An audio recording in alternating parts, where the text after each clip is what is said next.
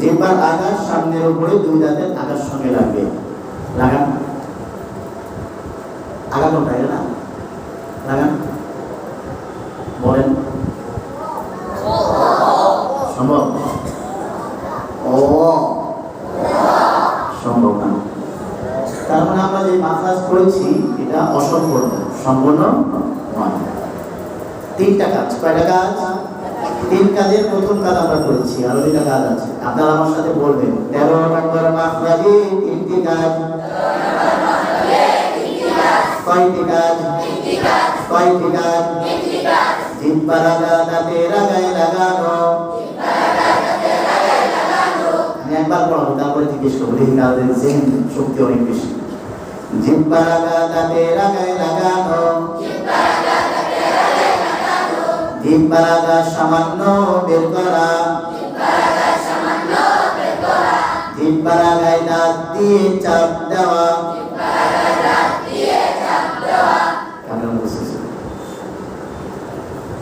দাঁড়ায় যান, বুঝতে হয়েছে, দাঁড়ায় যান। দেখি সাহসী সেই বীরকে দাঁড়িয়ে যান বিপদ করে। নাই ইন্না লিল্লাহি ওয়া ইন্না ইলাইহি রাজিউন। একবার শুনেই মুখস্থ করার যোগ্যতা অর্জন করতে হবে। হ্যাঁ, কিতাবখানায় হুজুররা বারবার বলবেন, কিতাবখানায় গেলে ওস্তাদ তাকরীর করবে না, বারবার বলবেন, শুধু একবার বলে বলে চলে যাবে। লিখতে হবে, মুখস্থ করতে হবে, প্রখর করতে হবে, কি বলে সাথে সাথে করতে হবে। আরেকবার 13 নম্বর মাখরাজে তিনটি কাজ।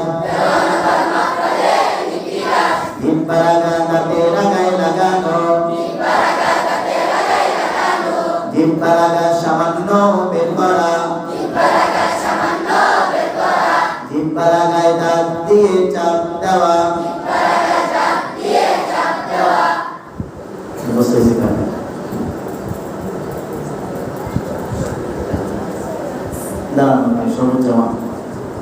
সবাইকে শোনায় দেন।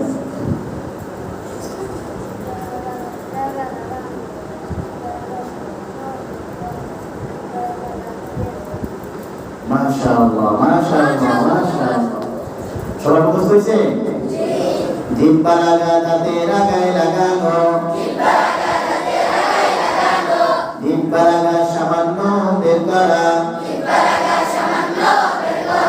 জিহ্বার আগায় দাঁত দিয়ে চাপ দেওয়া।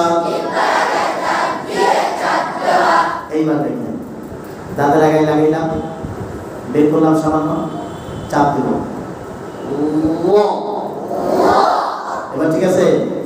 কথা বলে না, উচ্চারণ করে দেখিয়ে দিবেন ঠিক না ঠিক। আবার বলি, মোটা হবে, ইস্তিআনায় বাপ,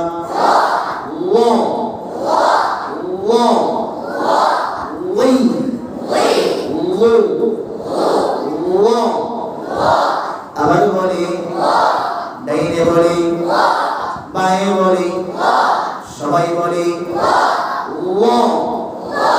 আরেকটু জোরে, ওয়ালামতু নাফসি।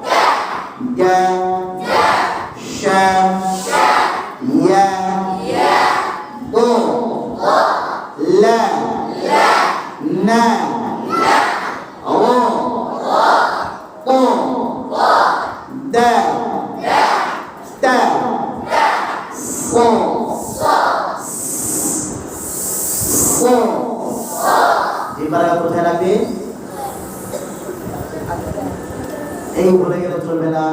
সলের সময় জিহ্বার আগা কোথায় লাগবে? নিচের দাঁতে আগায়, নিচের দাঁতে। সিল যার সময় কোথায় লাগবে? নিচের দাঁতে পেটে, পেটে। সলের সময় নিচের দাঁতে আগায়, সিল যার সময় নিচের দাঁতে। স সা জা ল লা তা। পারবো ইনশাআল্লাহ? পারবো? এই 13 নম্বর মাহফিল পর্যন্ত ধরা করে নিয়ে আসতে পারবো ইনশাআল্লাহ। আল্লাহ তাআলা সবাইকে কবুল করেন।